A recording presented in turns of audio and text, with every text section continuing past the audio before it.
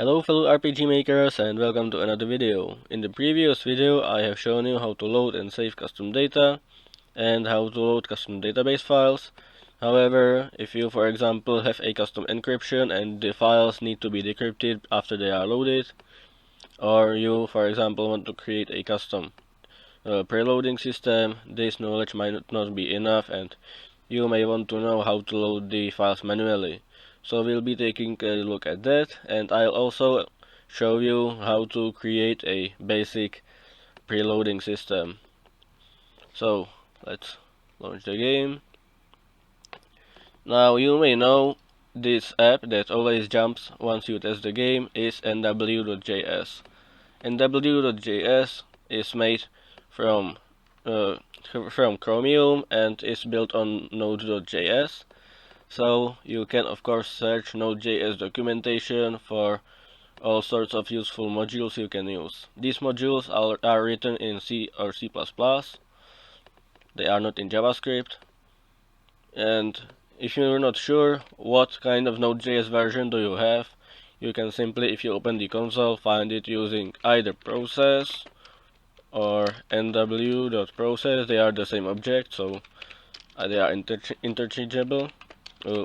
Process dot versions, and as you can see it has Node version 9.11.1. this is 9.11.2, so there's not too much that is different, but you can of course view on different versions if you wish. Anyway, first we'll be taking a look at loading the image or file using the file system module, and then we will, since the file system module is useful only for nw.js, we will also take a look at using XHR, which will be useful even for web applications. So in order to use the file system module, we first need to require it. So var fs equals require fs, and this tells the application to load the file system module. And now we will simply use fs.readFileSync. As you can see, we have two functions, readFile and readFileSync.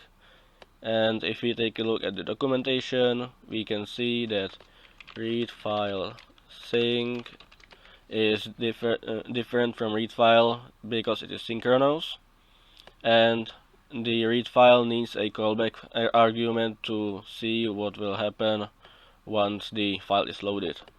But I'll use the readFileSync for now because it is simpler this way. I will not use a synchronous loading using the XHR, so I will show you how to create a custom event later.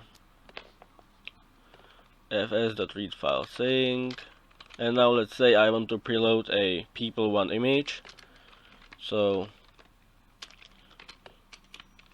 first of all I need to include the file name,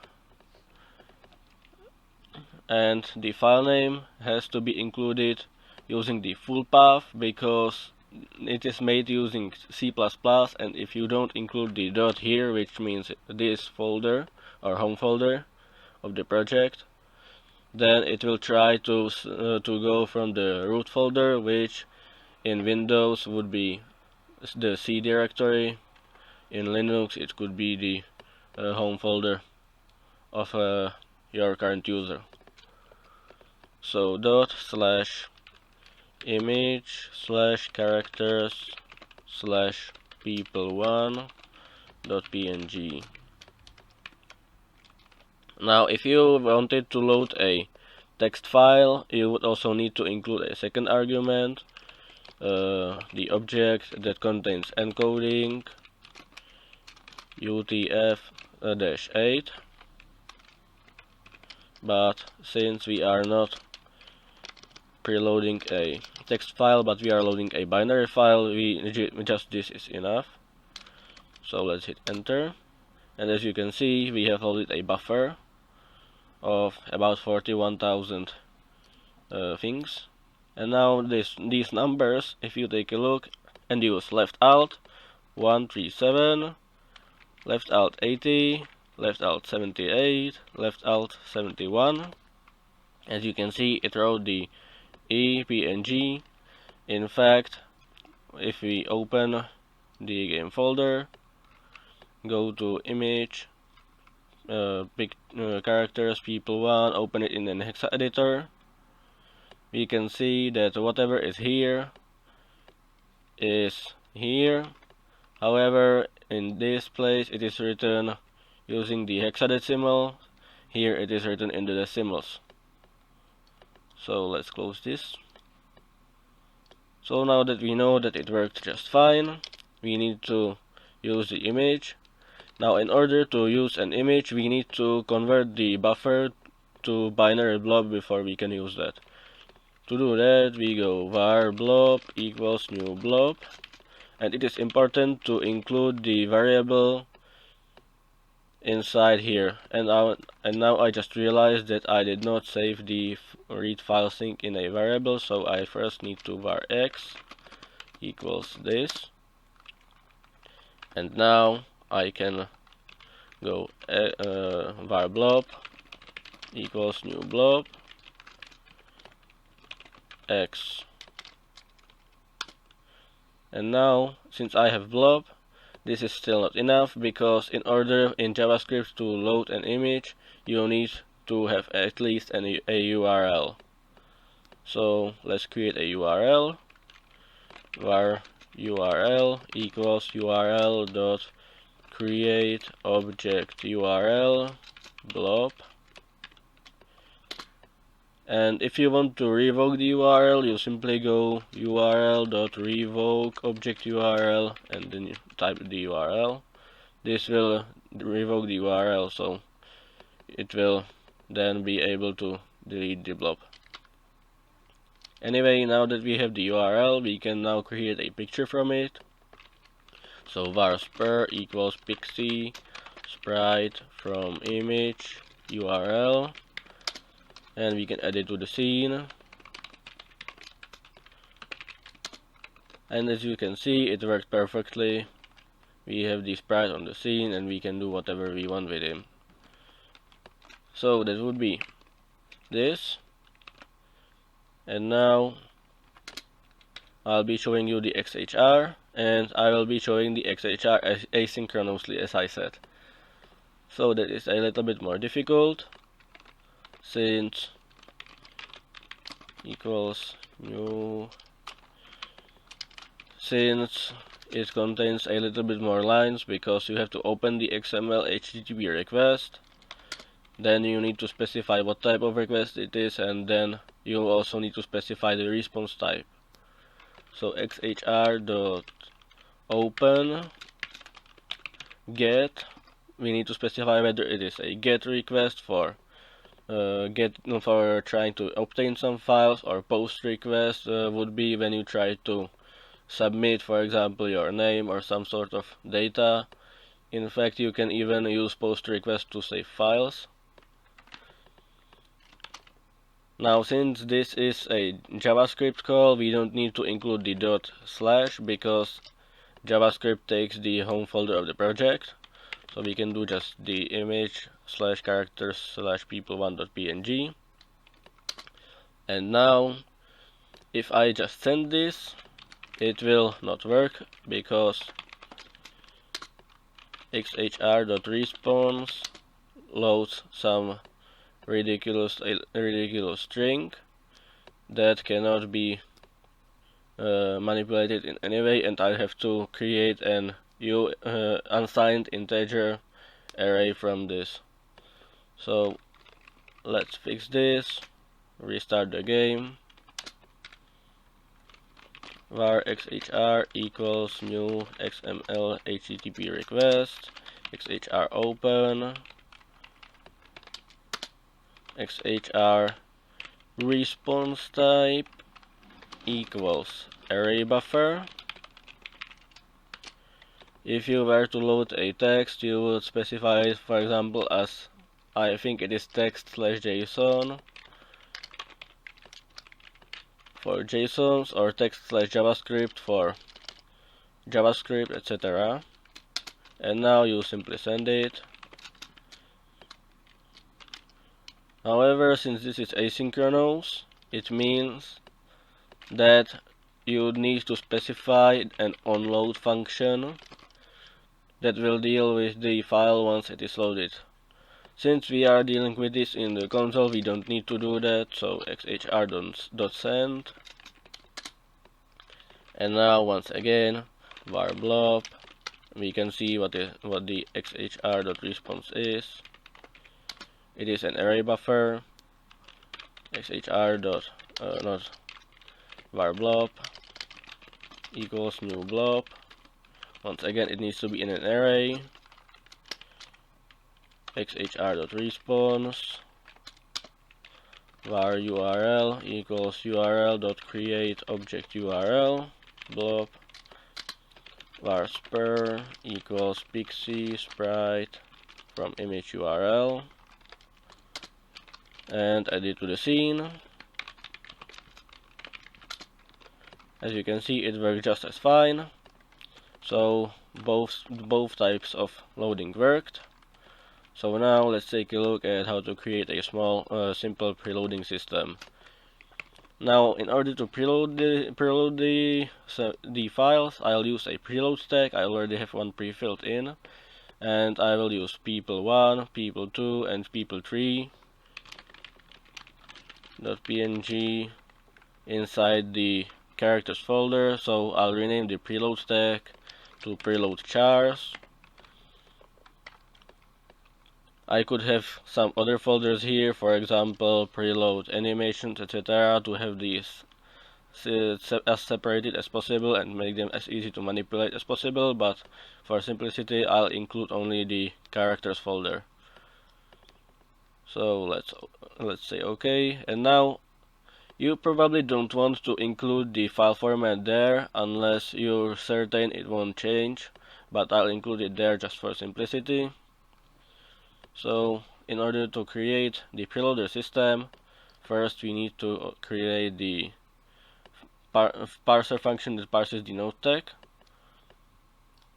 So let's see how the node tag is in the game. Datamap.meta.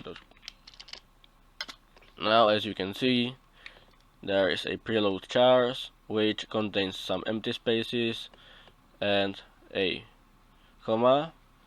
Just as it is written here, it contains an empty space, then this, comma, and empty space. So first we need to create a node tag parser function that will change this into an array of 3 members that don't contain any empty spaces, because that would result in a crash. And once we have that, we need to create a function that will save the loaded files intelligently in an object that we can know when they are used, so that we can delete them later, and that we know that we can reference later through our sprites. So in order to do this, let's close the game. Let's go to RPG scenes, and now, as you can see, there is an important function called isReady, which means that the map will start only when it is ready, and it is never ready until the map is loaded using the data manager. Once it is loaded though, it fires the function this.onMapLoaded. So we'll take it. We could take the isReady function, but onMapLoaded sounds better to me, because it gets fired after it is loaded, so I am 100% sure there won't be any conflicts. And now, in order to do it, I need first an object that will store the loaded things. So I'll create a var cache custom file cache. Since there is a cache by default MV, if we take a look here, you can see image cache, there is a class image cache, and I don't want to use this because it has a garbage collector by itself. So I'll use a custom cache or custom image cache equals object, and it will contain one more object, characters folder, and just for completion, I'll include one more folder. Let's say enemies. Of course, the enemies object will be empty, but just to demonstrate that you can, or you should probably, separate the images to folders like this, because it will then make it easier to access them using a folder.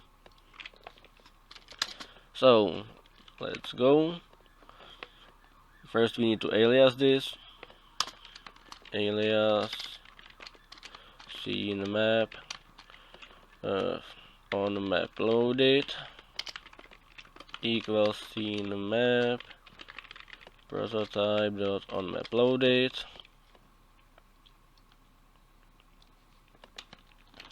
Alias scene map on map loaded dot call this, and it will then call this dot process node tag and process Poryg node tags.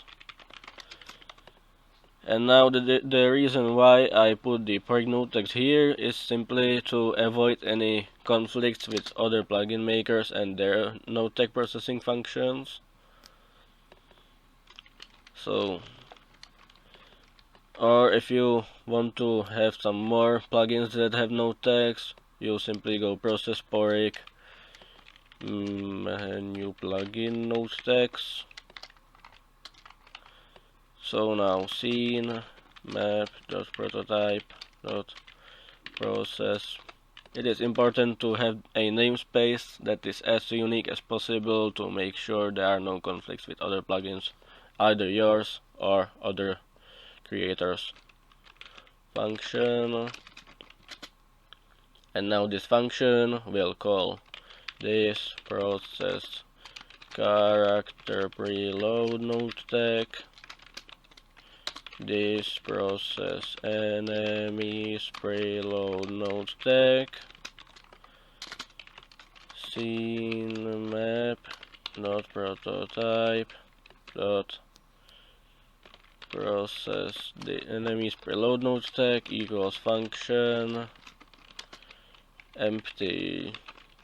Because we won't be using enemies, it will be empty. I am just demonstrating a proper structure. Scene map dot prototype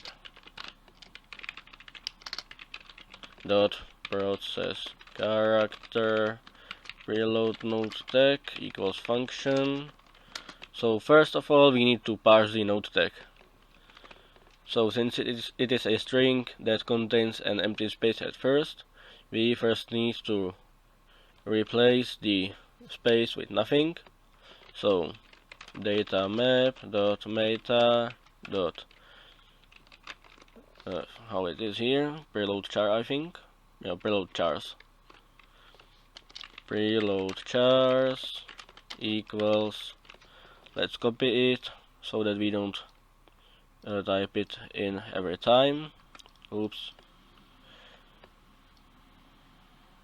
Copy. Whatever. Preload chars. Copy. Dot replace. And now we'll be replacing the first empty space with nothing. If you want to replace all empty spaces, you would go not through the quotes, but you'd go through slashes and make it a regular expression with G behind it to tell it that everything that's here will in every occurrence get replaced. But since we're replacing only the first one, this is enough. So this equals this dot split, comma, and empty space. And now if we save it and launch the game,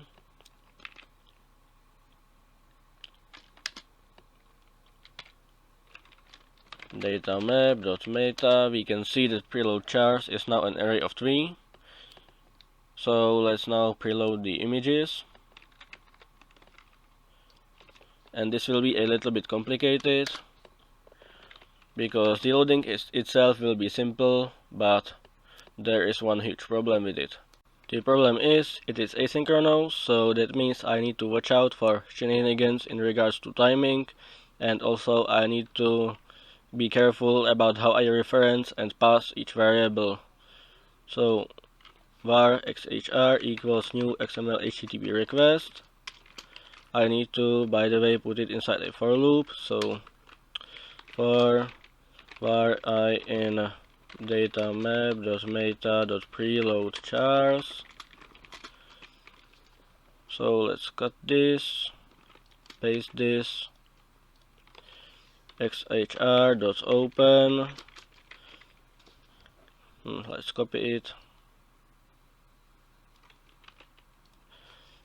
get image characters, do not forget the slash at the end, plus this.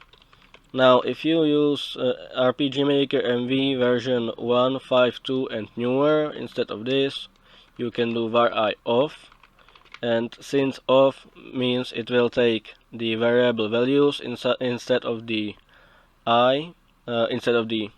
index, that means you can just replace this with an I, but I'll do it the old-fashioned way because I am trying to make it as accessible for everyone as possible. So that means I will use the in, because the version before 1.5.2 don't have this.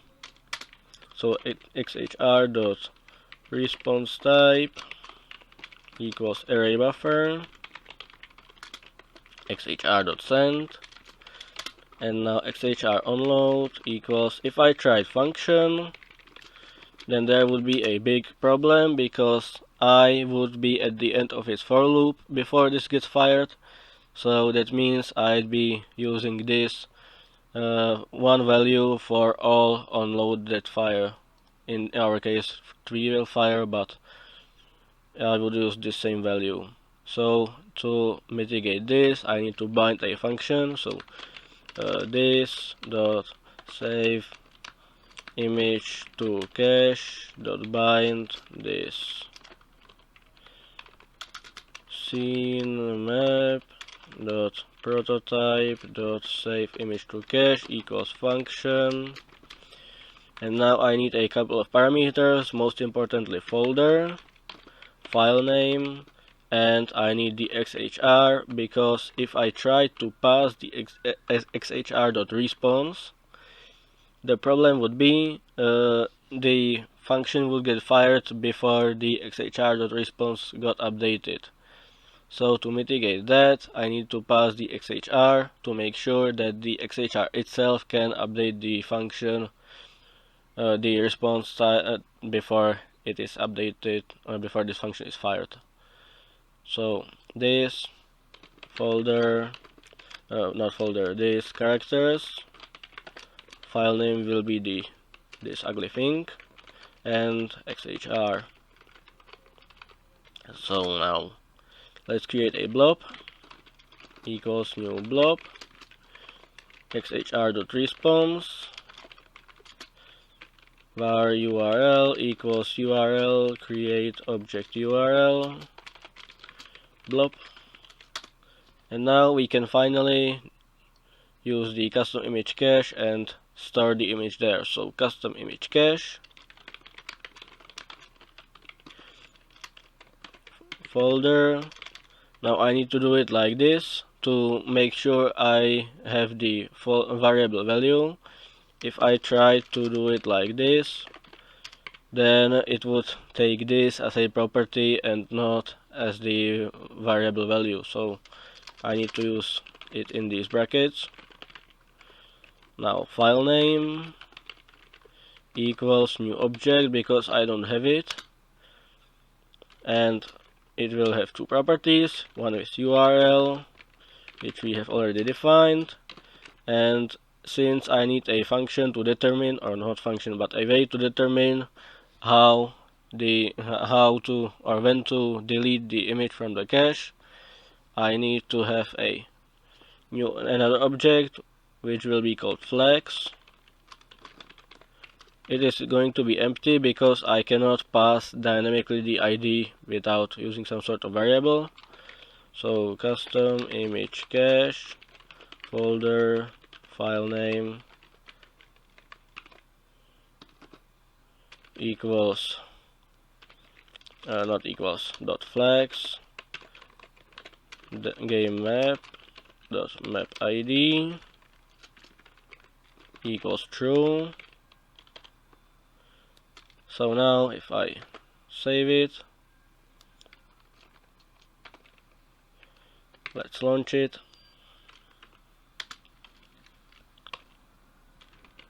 And custom image cache,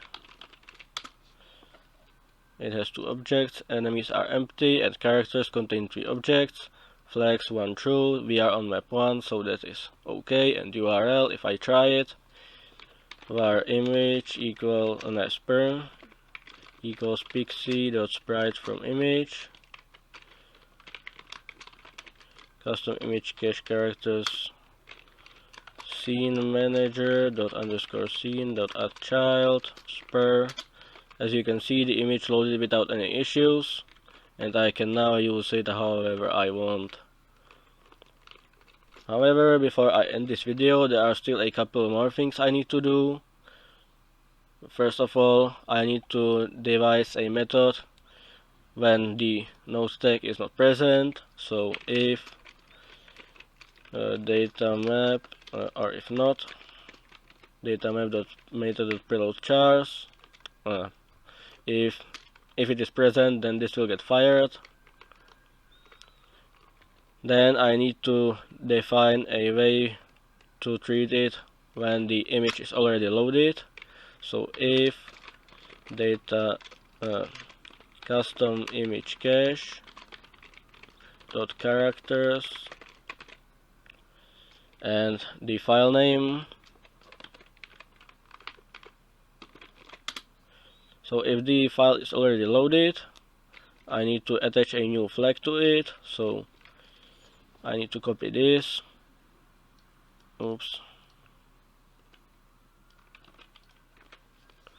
Dot flags and game map dot map ID equals true, and I need to continue through the loop.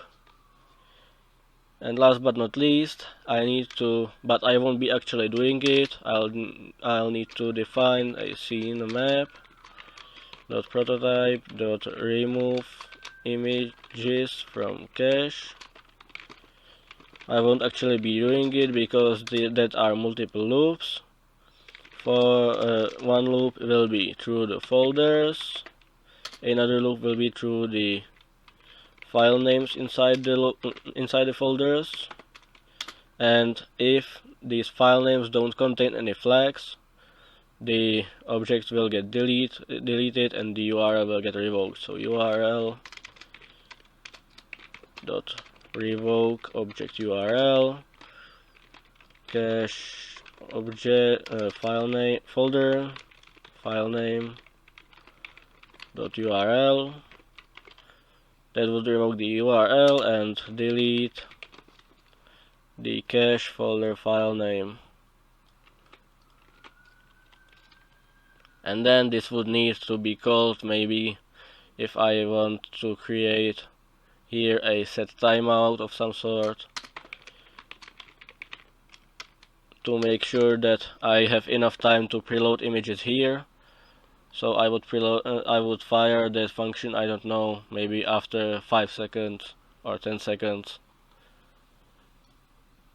So that will be it for this video. If you have any questions, feel free to leave them in the comments, and I'll see you in the next video. Bye bye.